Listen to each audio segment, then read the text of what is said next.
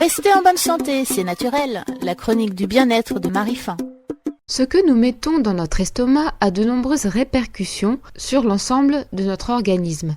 Si certains aliments ont tendance à malmener notre corps, d'autres au contraire vont l'aider à retrouver un équilibre. Les Occidentaux que nous sommes, soumis au stress et à une alimentation pour une large part industrielle, souffrent généralement d'un déséquilibre acido-basique. C'est-à-dire que notre terrain s'acidifie, entraînant ainsi de nombreux troubles variés. Pour garder la santé, il convient de prendre soin de l'équilibre bactériologique de nos intestins. La bonne nouvelle, c'est qu'il existe des aliments qui vont avoir pour effet de rééquilibrer tout naturellement cette flore malmenée. Parmi eux, on trouve tout d'abord la chicorée. Cet aliment contient de l'inuline qui est prébiotique, c'est-à-dire qu'elle représente une source de nourriture pour les bonnes bactéries intestinales et améliore sa flore.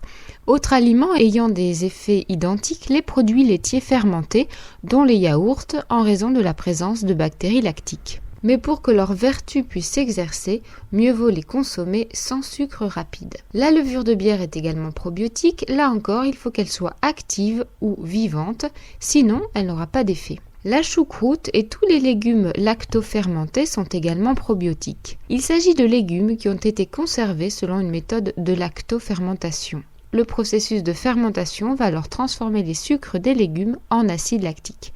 On trouve ces légumes en pot dans le commerce, mais on peut aussi assez facilement et à moindre coût les fabriquer soi-même.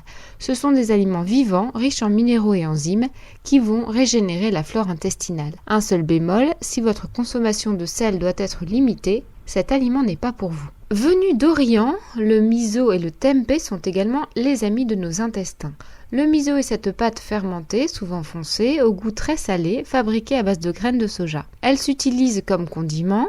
Son secret, une double fermentation avec différents ferments lactiques. Pour le choisir, c'est facile, 2 critères sont importants, qu'il soit issu de cultures biologiques, on évite les OGM, et fermenté naturellement. Même chose pour le tempeh, cet aliment composé de grains de soja fermentés est lié ensemble par un champignon. Les sauces tamari, soyu, natto sont également obtenues par un processus de lactofermentation.